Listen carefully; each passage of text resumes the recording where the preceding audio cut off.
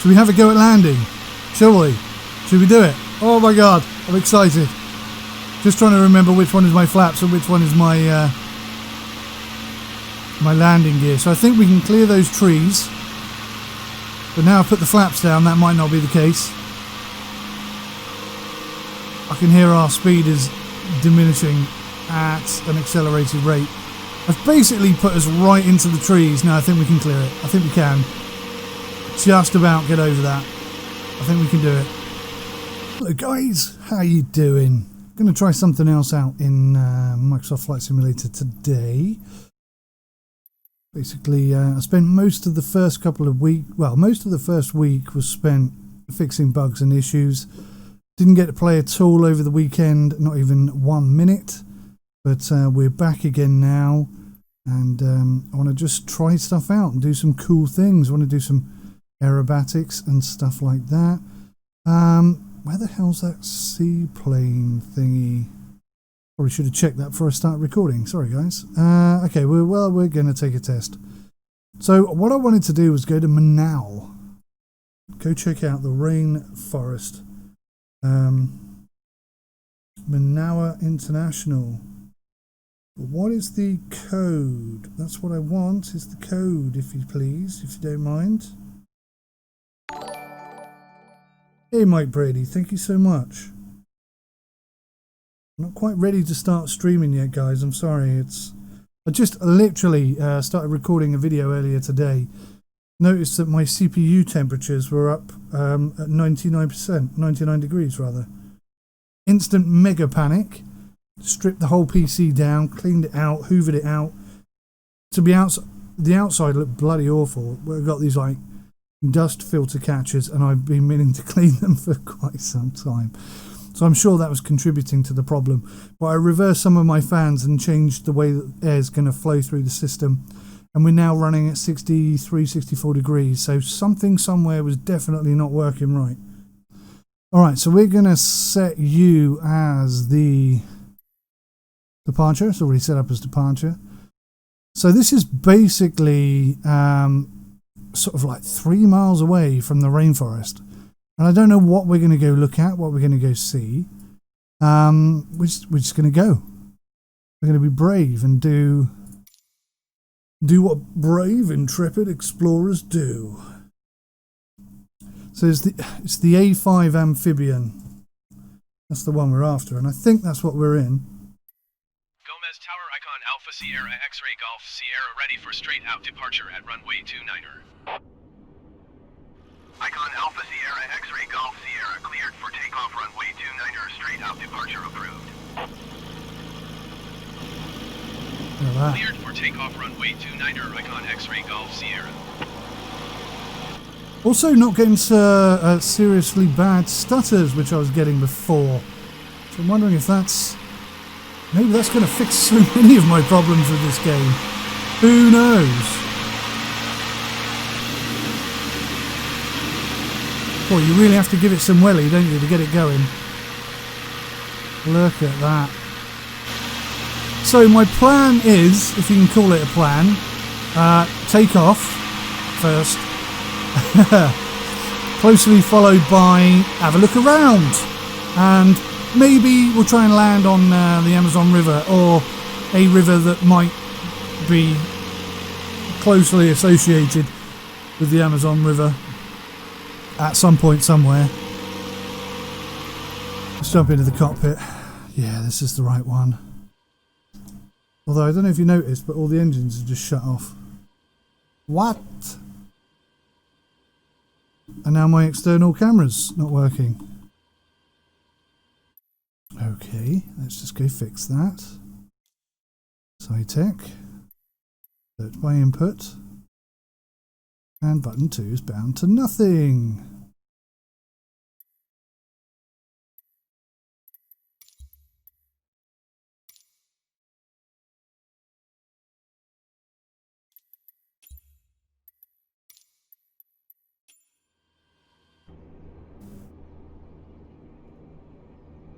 Yeah, the prop has completely stopped. Well, I bet it's because on the Cytec panel, on the Cytec yoke, I had the key to off because I wasn't planning on using it. So let's turn all this crap on in the hopes that it might do something in the engine. I do hope that's animated. That little hang down key thing there. Alright, let's fire up. Brakes off. What did I bind the brake to? Ah, there we go.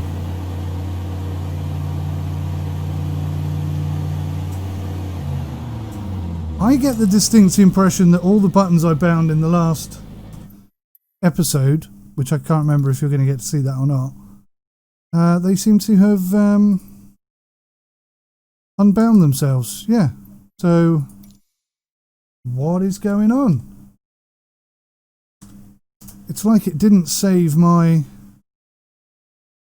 Hang on, that's bound to button 9. So if I put another...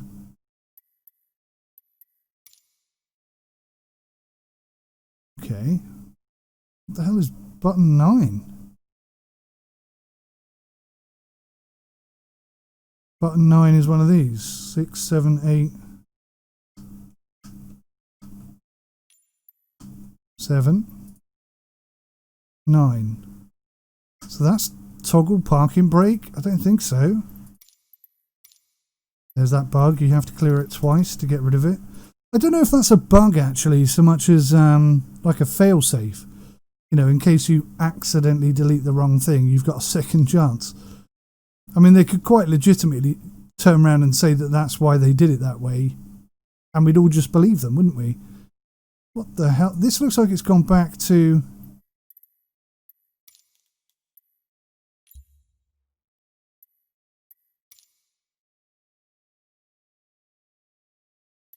Ah, I wonder if it changed. I think it changed the profile. I think that's what it was. So, okay, so the question here is then, that makes sense. I understand what happened, I think, because I've now got brakes on here, which I was just about to bind. So, can we rename these if we create new profiles? Because this is something I said that we desperately needed in flight simulation, was the ability to set my controller up and the buttons up for each aircraft, so that I can just easily switch between them and not have to do this. It looks like they've implemented that, but if you can't rename the name of the profile, then you're going to have some problems. Ah, now I get it. Now I get it. Oh, yes, Microsoft. This is very good. All right.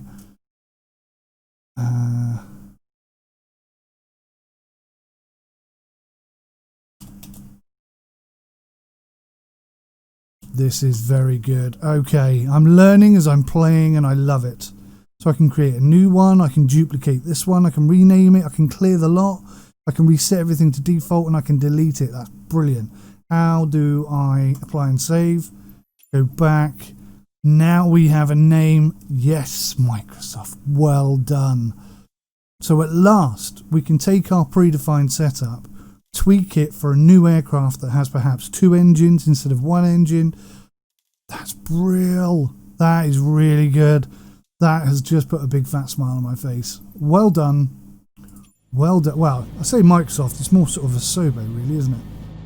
Pretty sure Microsoft have been maybe giving advice or recommendations and such, but very much a Sobo. Right, do I have flaps?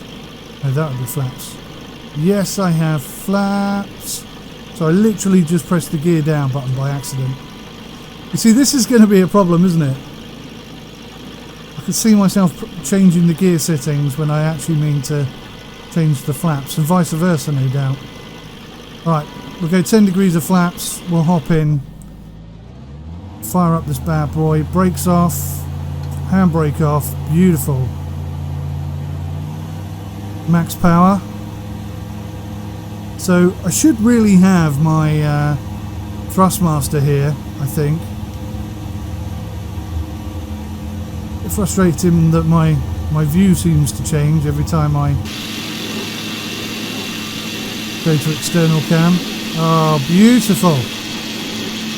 We are in the air. Can we get the gear up? That's the flaps, Michael. Try again. There's the gear. Fantastico. Look at that. And we are climbing very high. I have no idea what any of these dials do, by the way, so just to let you know, this is a complete guesswork. I'm sure what that light's doing over there either. Maybe it's just a reflection of the prop. I think it probably is actually. Not quite sure how, but it's flickering a lot. Okay, do we have trim in this aircraft even? This looks like a car, doesn't it? This looks like my car, basically. Doesn't look like an aeroplane at all.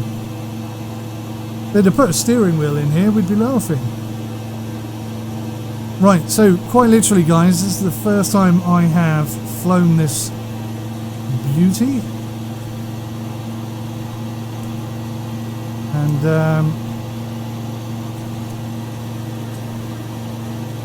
I haven't landed on water as a result, so this could be very interesting. Oh, I'm getting some beepy beeps. RPM's too high? That's quite worrying. What's all the beeping about? I don't see anything flashing. Do we still have a propeller? At least I got rid of the beeping.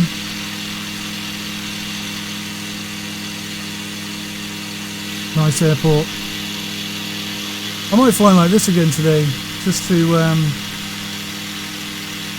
allow me the freedom to just view stuff. Somebody's got a nice swimming pool over there.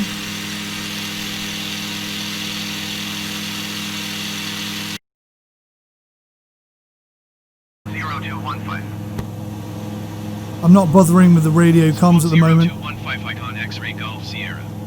A couple of reasons for that. First reason is none of my SciTech panels work. Second reason being that you can't do ATC comms with your voice, which is having played X-Plane for quite a while is just not good enough. Not that X-Plane has that feature. I had to get ATC to Pilot, fantastic piece of software which I was planning and am planning to do a review on, and creating a lot of content with that functionality at the core, I guess. So, I don't really know which way to go. All of these rivers look like they go nowhere.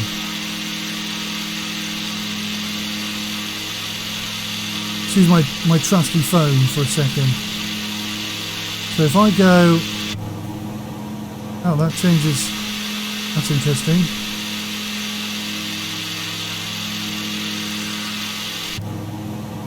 Oh, there we go. Okay. So that allows me to look at my phone whilst you guys are not distracted by my head movements. And let's go... Still in the air. That's good, that's good. I'll try and follow this river, but the thing is, the river, it does carry on. I thought it ended. It looked like it ran into nothing, but it looks like it slows down and thins out a little bit. So I'm trying to look at the maps, and it kind of looks like the river goes quite far into the rainforest, and yeah, just head north. Seems to be the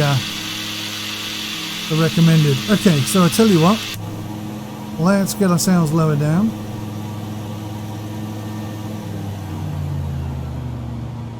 Look at the fingerprints on the windscreen. A little bit of flicker in the left-hand corner there. I tell you what, I am getting so much better performance out of my PC since I cleaned it just now. Remarkably so. To be honest with you, it wasn't that dirty But I think the key thing is that I've changed the airflow direction, and it seems to be keeping temps down a lot more. 65, which is not bad considering I'm recording. Just checking I was recording. Not bad considering I'm recording and playing Microsoft Flight Simulator 20.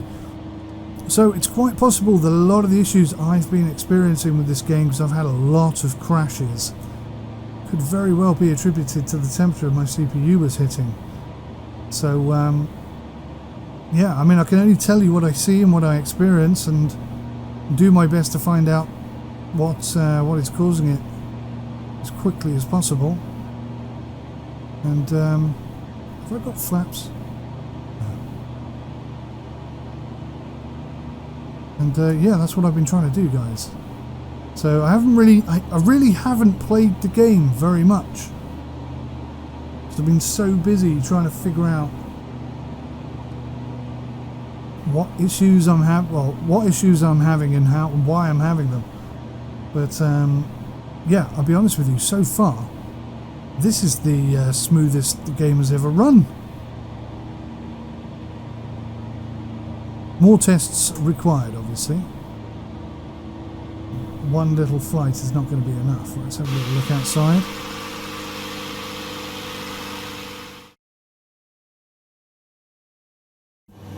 There's a parachute. There's a parachute in this thing? Can you click on that? You can't click on that. That is sacrilege. Sobo, I know these planes are not study level aircraft or what have you, but come on. That needs to work. Wing lock? What the hell's a wing lock? Fuel shut-off valve. None of the buttons work. Bit of a shame. Do the lights work? The lights don't work. They're really poor textures there. What's this? Increase floodlight brightness. Oh, they do work, but the dial is here.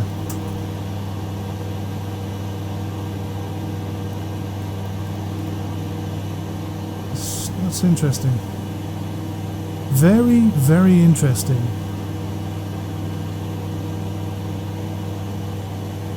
What else do we have in this aircraft? Icon A5. How much do you reckon these go for, guys? I'm going to Google it in a second. Ah, panel lightness. Not sure that's making any difference whatsoever.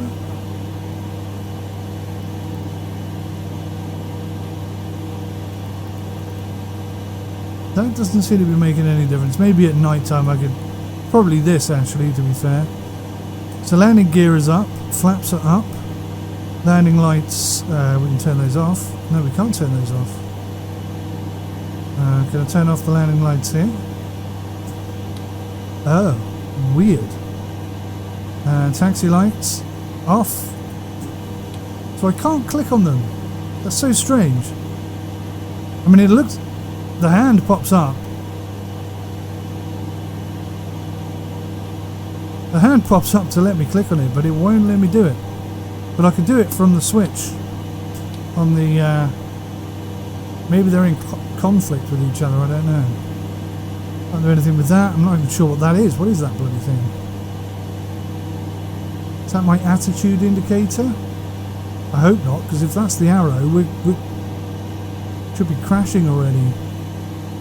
Oil temperature, oil pressure, and water temperature. Battery master switch. And then you got your radios and your oh god, what's that called? Transponder, thank you. A very basic but very nice little model, and you know, it's a very interesting aircraft. Its ability to fly, its ability to land in water being its unique selling point, I guess. This looks incredible. Right, so we should be, according to my calculations, which are 100% reliable, Oh, we're heading very south now. That's not too bad. Let's press V. Let's turn off GPS tracking. Let's just zoom out. So this here, ladies and gentlemen, this is where we took off from. That's the river I followed that on Google Maps goes on forever but stops here. This is the Amazon River. This is the Amazon River. That's what we want to follow today. So, I mean, truth be told, I suppose what I ought to be doing is editing this video heavily so that you don't get to have to put up with all my blabber for 8.5 hours until we actually go in the right direction. So I think I'll do that. I'll wait until we get to the Amazon River and then I will bring you back. So hey guys, welcome back. I literally walked off and left this aircraft flying on its own. Now either it's a testament to the engineering in this airplane, because bearing in mind we have absolutely no head tracking. Head tracking? What the hell's the word I'm trying to think? Come on brain. Autopilot. We have no autopilot in this aircraft, yet I was able to walk off, leave it completely alone. I wasn't even in the same room as it, and it just keeps flying at exactly the same attitude, altitude, heading that I've set it on. Now, is that realistic? That's my question.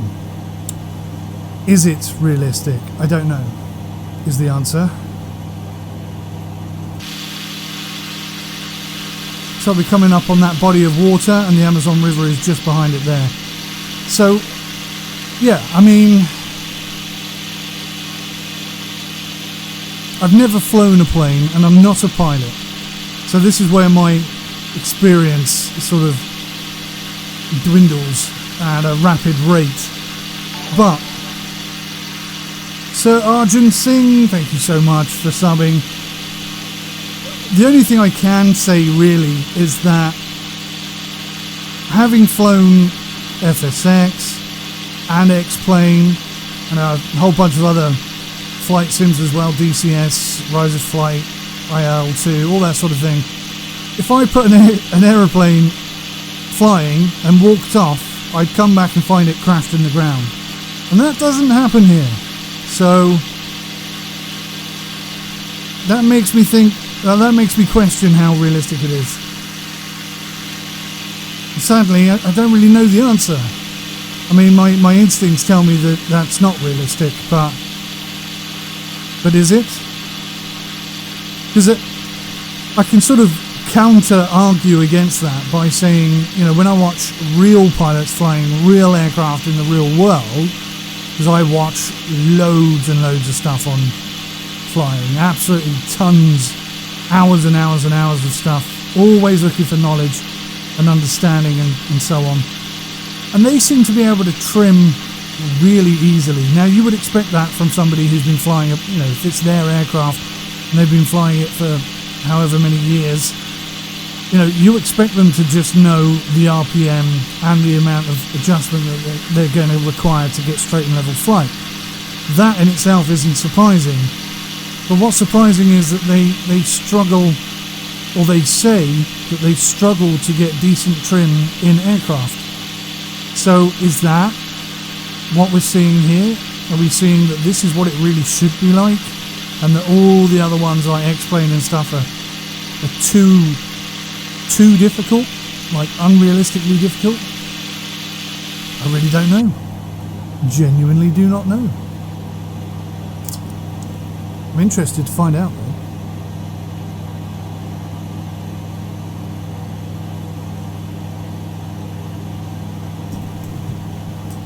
That's the only downside of this magnet on the yoke. If I'm not careful, I knock my phone off. I've done it twice today. Twice today already. And it's not that it's a crappy magnet, it's really good. Really excellent. So happy with it.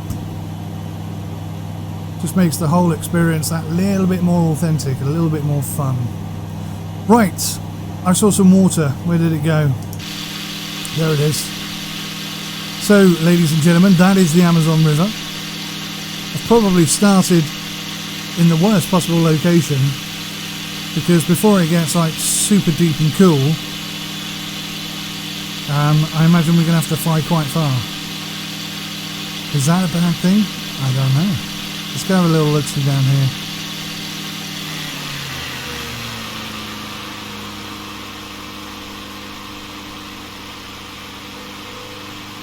What I'm going to start looking out for the more I fly, because I like to know as much as I can really about the aircraft that I'm flying.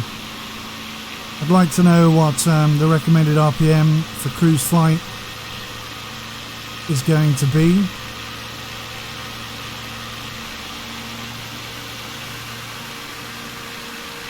So there's that green stuff. It just kind of stops, doesn't it? It's a little bit here.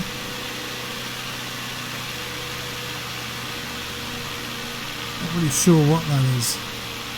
Should we have a go at landing? Shall we? Should we do it? Oh my god, I'm excited. Just trying to remember which one is my flaps and which one is my my landing gear. So I think we can clear those trees. But now I've put the flaps down, that might not be the case. I can hear our speed is diminishing at an accelerated rate. I've basically put us right into the trees. Now I think we can clear it. I think we can. Just about get over that. I think we can do it. Oh, I've just realised I'm going to land for the first time in external camera view.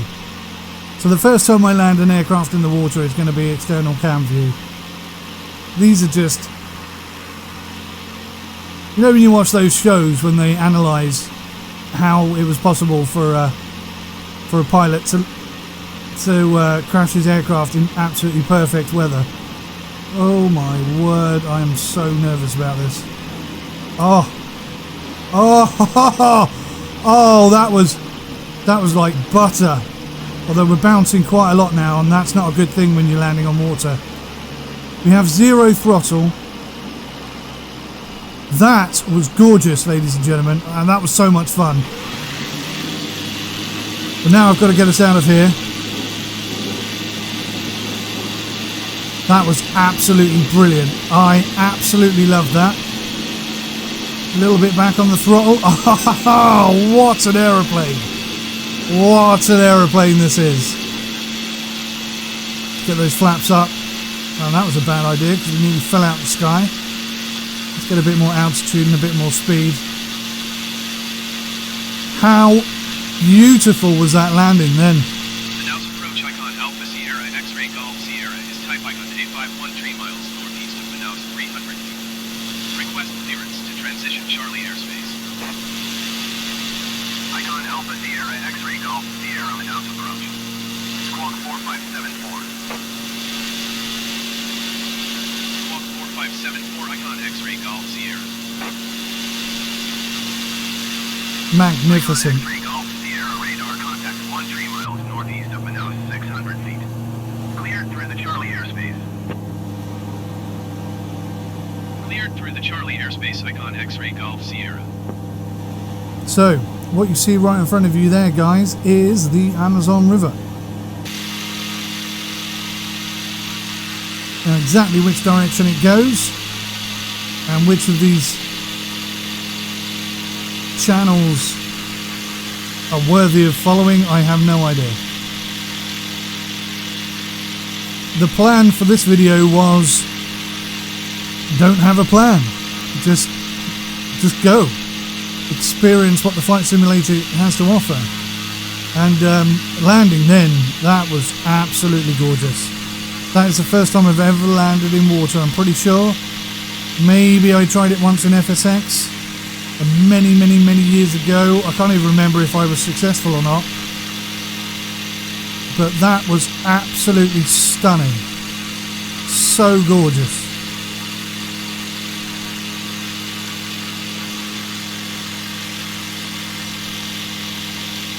Pretty much like this area here. So they've got lots of animals and stuff. Wouldn't you like to see a crocodile? or an anaconda. One thing I haven't seen was quite heavily publicised, and I tell you what, it got me excited. I imagine it got you guys excited as well. Birds. I haven't seen one, not a single bird. I would like to, and I think I've mentioned this before. I can't remember if I have or not, but Flight Sim World, at one point I was really behind it. I was really excited with what they were doing, and they did do some fantastic stuff. What they did with the rain, I thought was absolutely sublime. It just looked so good.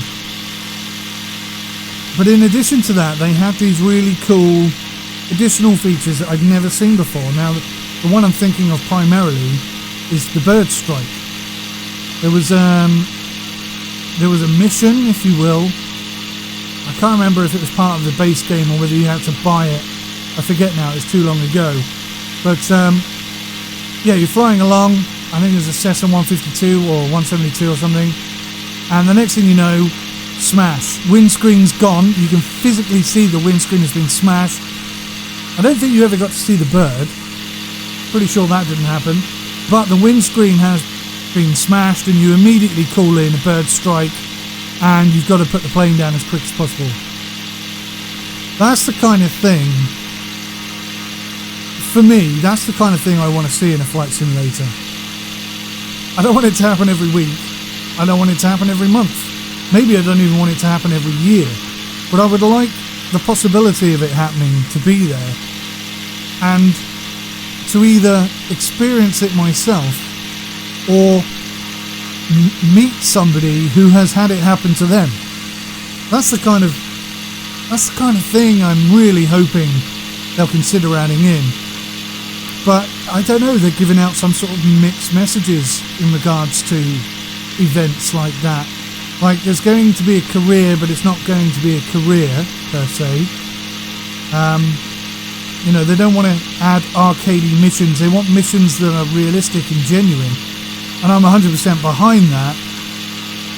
But then, you know, they're okay for there to be landing competitions and stuff like that, which, that's kind of arcadey.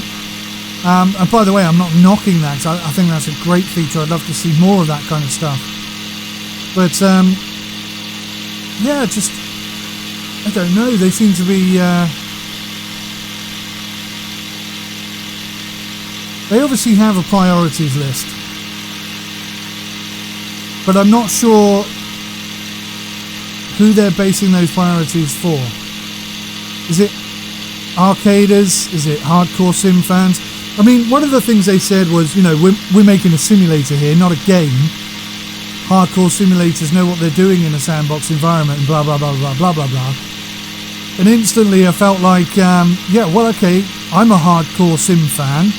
I might not be the best pilot in the world or anything like that, but because I'm a hardcore sim fan, I've got a lot of rig. I've got a lot of SciTech panels. I've got a lot of radio panels that really take my simulation experience to the next level, and they don't support that. It kind of conflicts with what they're saying, so I'm a little bit confused. I don't really know what they're saying. Truth be told.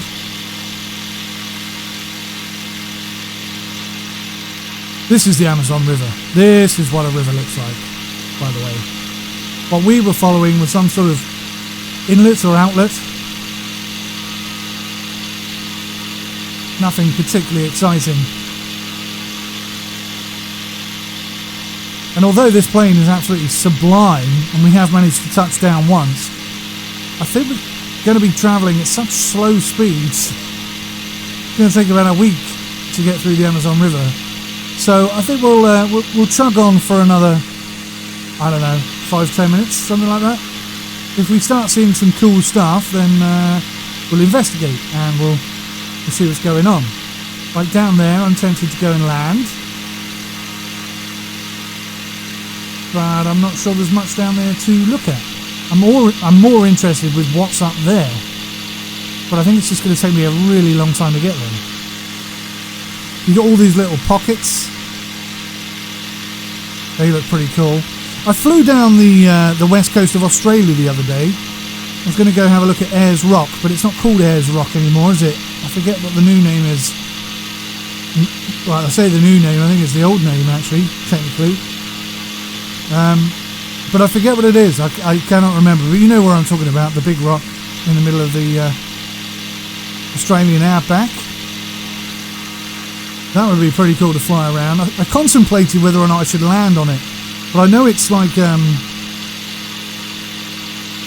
very, very sacred, spiritual kind of location, and I don't want to upset people. So I don't know. I'll contemplate that a little bit more. Oh, there's a boat down there. There's a boat. Something interesting. Let's go have a look at the boat. Because we're a boat. We are also a boat. Oh no, it looks like it's one of the underwater boats. It's a bloody submarine. Yeah, I'm coming down way too fast. Yeah, blew up the... Oh, shizer. Really got to stop doing that, rather. I tell you what, the something that I do feel is missing. Now, I wasn't in the cockpit then, so I don't know if this is precisely true or not. But when you start stressing an aircraft, it should sort of creak and, make some noises like it's struggling. That's not always true. I have heard of instances where suddenly an aircraft crumbles for one reason or another. But yeah, I kind of feel like in an instance like that where I clearly dived too hard, too aggressively, there should have been some sort of creaking, rattling, something should have given me some sort of indication that I was going too fast. Had I been in the cockpit, I would have seen that we were doing 120, 130, which obviously would have been off the speedo, so I probably would have slowed down. In fact, I was about to slow down, but I didn't do it quick enough. So that came to an abrupt end, slightly disappointing, I have to say. But I actually saw some really cool stuff there. And I think I'm going to come back and do another flight along the Amazon. I'd like a faster seaplane, if that's possible. If there are any developers out there. There's a real genuine reason to want to go flying and landing in water now. It just seems so much better than it ever did before. So much more to see, so much more exciting. But anyway, that was my first attempted look at the Amazon rainforest as opposed to the Amazon River, which we didn't see much of. And yeah, I mean, that was a lot of fun. And, my initial experiences with Microsoft Flight Simulator, they weren't good. It wasn't a brilliant installation. I've had technical problems here, there and everywhere, but today I've actually got some time to fly and I'm really, really enjoying this. I thought that was absolutely sublime. And I tell you what, any ideas, any places, any locations you'd like me to fly, just ping them in, because I'm trying to think of really cool, interesting things to fly that not everybody else has done.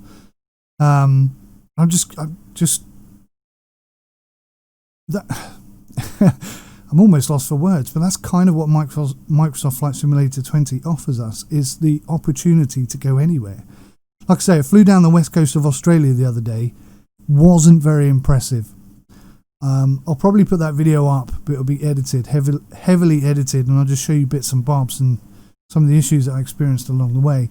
But, in comparison, the Amazon rainforest with all those trees and that fantastic river and the water animations and so on and so forth. It's like a double-edged sword, if that makes sense. That's not really the right. It's like a coin. There's two sides of it. There are absolutely incredible areas in this game and some less good areas on the other side. But what they've done for the entire planet is remarkable. So any ideas you've got? I tried to go see the 12 Apostles, but I couldn't find it. So I'll have another go at that. That's what I was doing on the west coast of Australia. But I keep overstressing the aircraft. I find whenever I'm outside of the aeroplane, I have no idea that I'm overstressing the aircraft until it's too late. And that's been catching me out once or twice. So maybe I'll turn it off just for entertainment value, but who knows. Thank you so much for watching, and take care of yourselves. Let me know if you've got any ideas about where I can fly, something cool to go look at. I'm really trying to get a flavour for the simulation itself, as opposed to try and find some bugs and issues. I think I've done enough of that recently. But that was brilliant. I really enjoyed that. Thanks for watching. Take care. Goodbye for now.